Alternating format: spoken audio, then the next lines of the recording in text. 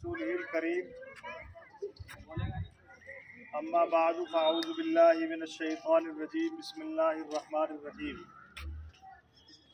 इन्नल्लाहा ला युग़य्यिरु मा बिक़ौमिन हत्ता युग़य्यिरु मा बिअन्फुसिहिम। खुदा ने आज तक उस कौम की हालत नहीं बदली, खुदा ने आज तक उस कौम की हालत नहीं बदली जिसे एहसास ना हो खुद अपनी हालत बदलने का। मुअज़्ज़ज़ उलमा इकराम, हज़रत मुहद्दिम साहब और दीगर असातिज़ा इकराम और अज़ीज़ तलबा, हम हिंदुस्तान के और अपने भारत के एक अजीम वासी हैं और यहाँ पर चैन और सुकून के साथ ज़िंदगी गुजारने वाले हैं। इस हिंदुस्तान की जमहूरियत और लोकतंत्र को हमारे पूर्वजों और हमारे बुजुर्गों ने बहुत सोच समझकर आज ही के दिन 26 जनवरी को 1949 के अंदर बनाया था।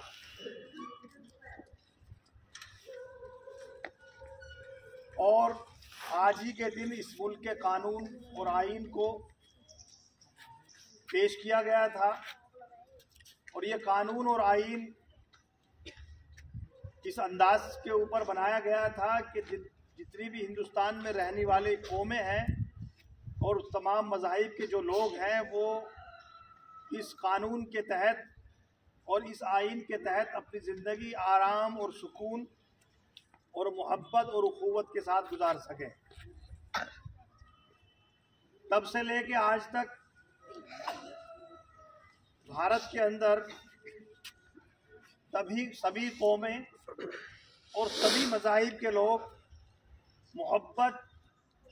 और उखुवत और अमन के साथ ज़िंदगी गुजारते हैं और गुजार रहे हैं। अभी चंद सालों से ये बात सामने आ रही है कि मुल्क की अक़लियतों को अलग किया जा रहा है और अक्सरियतों को अलग किया जा रहा है, यानी दो हिस्सों में तकसीम करके मुल्क को बांटने की कोशिश की जा रही है और उस चीज़ का फ़ायदा हुकूमतें उठा रही हैं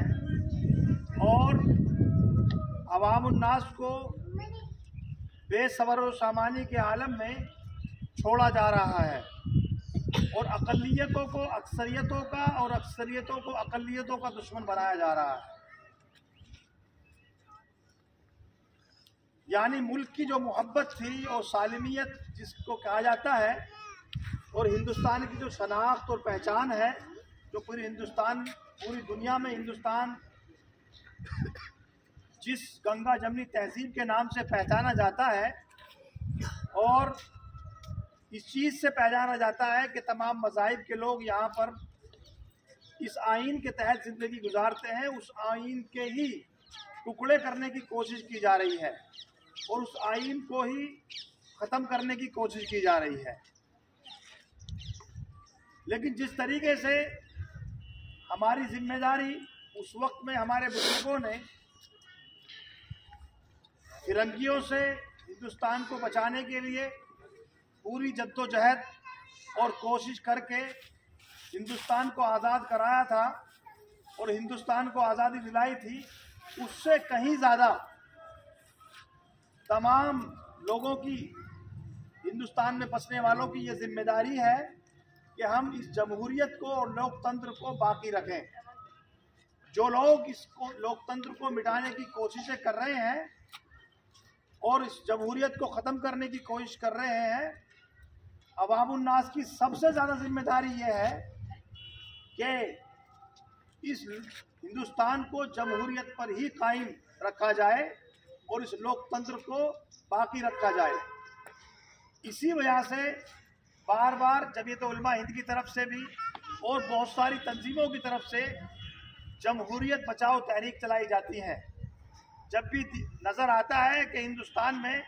जमहूरियत को ख़तरा है और हिंदुस्तान को जमहूरियत से अलग हटाने की कोशिशें की जा रही हैं, तभी तहफ़्फ़ुज़ जमहूरियत कॉन्फ्रेंस की जाती है। ताकि हिंदुस्तान जमहूरियत पर ही कायम रहे। और अगर हिंदुस्तान जमहूरियत पर ही कायम रहेगा और लोकतंत्र पर कायम रहेगा, तभी यहाँ के लोग अमन और सुकून और तमाम मज़ाहिब के लोग मोहब्बत और उखुवत के साथ ही ज़िंदगी गुजार सकते हैं। वरना अगर हिंदुस्तान में नफरत और मुनाफरत की राजनीति और मुनाफरत की सियासत की गई तो हिंदुस्तान जो है टुकड़े टुकड़े होने की कगार पर है। आपस में ही लड़ते रहेंगे तो जो हिंदुस्तान की पहचान है, पूरी दुनिया के अंदर जो शनाख्त है, वो ख़त्म हो जाएगी। इसलिए हर किसी की जिम्मेदारी है कि हिंदुस्तान की जमहूरियत को, लोकतंत्र को बचाया जाए और हिंदुस्तान को लोकतंत्र पे ही कायम रखा जाए।